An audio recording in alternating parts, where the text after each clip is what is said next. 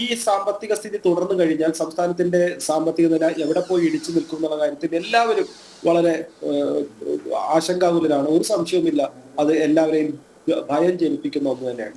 പക്ഷെ ഈ സംസ്ഥാന സർക്കാരിന് അതിലൊരു ഭയവുമില്ല, അല്ലെങ്കിൽ ഭരണാധികാരികൾക്ക് അതിലൊരു ഭയവുമില്ല എന്നുള്ളതാണ് ഈ പറയുന്ന 13,000 ചില്ലാൻ കോടി രൂപ പിരിച്ചു കിട്ടാനുള്ള നികുതി പണം പിരിക്കാത്തതിന്റെ അടക്കമുള്ള കണക്കുകൾ സൂചിപ്പിക്കുന്നത്. ഈ സംസ്ഥാന സർക്കാരിന് മറ്റൊരു കാര്യവും കൂടി പറഞ്ഞു കഴിഞ്ഞാൽ, സംസ്ഥാനത്ത് ലഭിക്കേണ്ടുന്ന കേന്ദ്ര സർക്കാരിന്റെ പദ്ധതികൾ തരാമെന്ന് പറഞ്ഞിട്ട് കൂടി മേടിക്കാത്തതുണ്ട്. ഇവർ കിട്ടാത്ത കണക്കിനെ കുറിച്ച് പറഞ്ഞു. ഇപ്പൊ 950 ഈ ബസ്സുകൾ സംസ്ഥാന സർക്കാരിന് കിട്ടും എന്നായപ്പോൾ സംസ്ഥാന സർക്കാർ എന്തുകൊണ്ടാണ് അത് വേണ്ടാന്ന് പറയുന്നത്?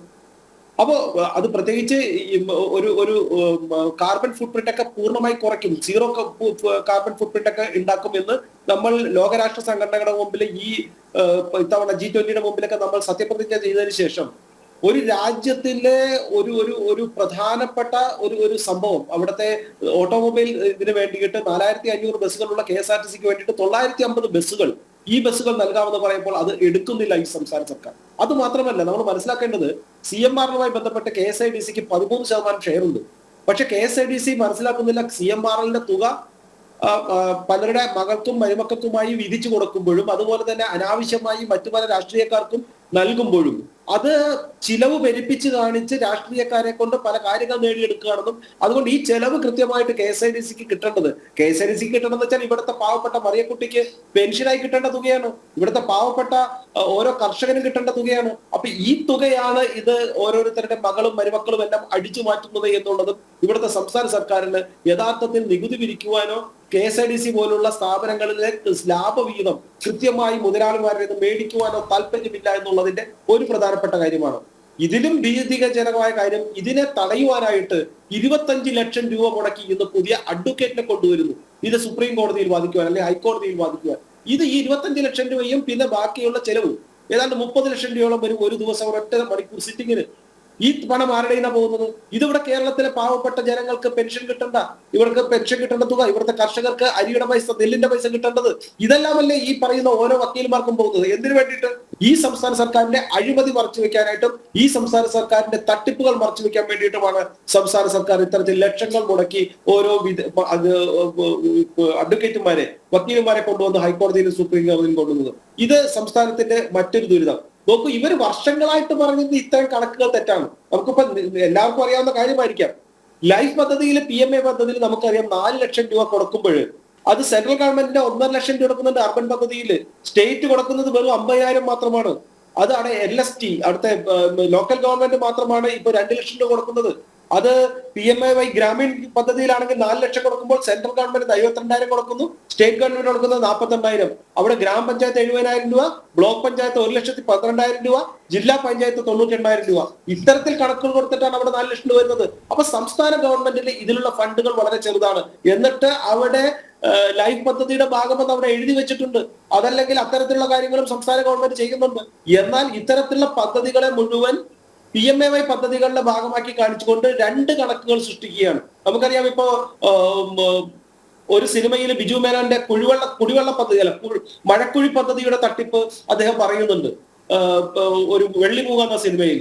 അതുപോലെയാണ് ഈ വെള്ളിമൂങ്ങകളെ പോലുള്ള രാഷ്ട്രീയക്കാര് കേരളത്തിൽ മുഴുവൻ മഴക്കുഴി പദ്ധതികളെ പോലെ ഇവിടെ ലൈഫ് മിഷൻ പദ്ധതികളെയും രൂപമാക്കി മാറ്റിയിരിക്കുന്നു, മുഴുവൻ തട്ടിപ്പുകൾ നടത്തുന്നു.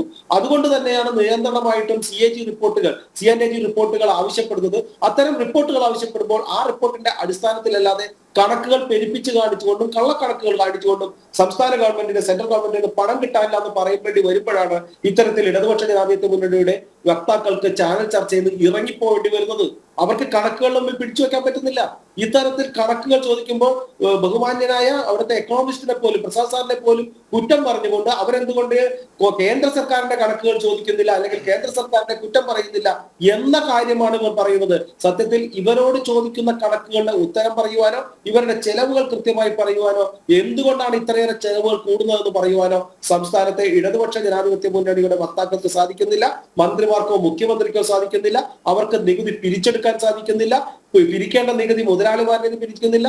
അതുപോലെ കമ്പനികളുടെ നിന്ന് യഥാർത്ഥത്തിൽ ഇവിടുത്തെ KSIDC പോലുള്ള സ്ഥാപനങ്ങൾക്ക്, ഇവിടുത്തെ ഗവൺമെന്റ് സ്ഥാപനങ്ങൾക്ക് കിട്ടുന്ന പണം തിരിച്ചെടുക്കാൻ സാധിക്കുന്നില്ല. കേന്ദ്ര സർക്കാർ നൽകുന്ന ബസ് പോലുള്ള പദ്ധതികൾ പോലും ആവശ്യമില്ലാതെ അല്ലെങ്കിൽ ഉപയോഗപ്പെടുത്താതെ മാറ്റിവെക്കുന്നു. ഇവിടുത്തെ സ്വിഫ്റ്റ് എന്നുള്ള പദ്ധതിക്ക് വേണ്ടിയിട്ട് മാറ്റിവെക്കുന്നു. ഇതെല്ലാം സൂചിപ്പിക്കുന്നത് സംസ്ഥാന സർക്കാർ നിരന്തരമായി ആരെയൊക്കെയോ ഭയന്നുകൊണ്ട് അല്ലെങ്കിൽ ഏതെങ്കിലും ഗൂഢശക്തികൾക്ക് സാമ്പത്തികമായ ഗുണമുണ്ടാക്കാൻ വേണ്ടിയിട്ട് മാത്രം പ്രവർത്തിക്കുന്ന ഒരു ഗൂഢസംഘമായി അല്ലെങ്കിൽ ഒരു തട്ടിപ്പ് സംഘമായി മാറിയിരിക്കുന്നു. അവർക്ക് താല്പര്യം ബാങ്ക് കൊള്ളയിലാണ്. ഇപ്പൊ കരിവന്നൂർ ബാങ്ക് കഴിഞ്ഞിട്ട് ഇപ്പോൾ കണ്ണൂർ ബാങ്കിലേക്ക് കൊള്ളയ്ക്ക് പോയിരിക്കുന്നു. ഇന്ന് കേരളത്തിലെ മുഴുവൻ സഹകരണ ബാങ്കുകളിലും CPM കൊള്ളയടിച്ചിരിക്കുന്നു.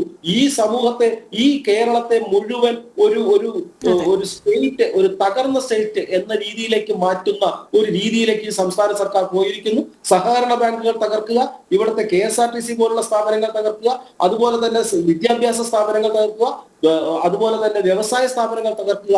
ഇവയെല്ലാം തകർത്തുകൊണ്ട് ഈ സംസ്ഥാനത്തെ അരാജകത്വത്തിലേക്ക് നയിക്കുവാനായിട്ടുള്ള ശ്രമമാണ് കമ്മ്യൂണിസ്റ്റ് പാർട്ടി നടത്തുന്നത്. അത്തരത്തിലെങ്കിലും ഇവർക്കൊരു വിപ്ലവം ഉണ്ടാക്കാൻ നടക്കുമോ? ഈ ബംഗാളിന്റെ രീതിയിലേക്ക് കേരളത്തെ അധപ്പതിപ്പിക്കുവാൻ ഈ കേരളത്തിലെ ജനങ്ങൾ ഇവർക്ക് അവസരം കൊടുക്കണമോ എന്നുള്ളതാണ് ചോദ്യം.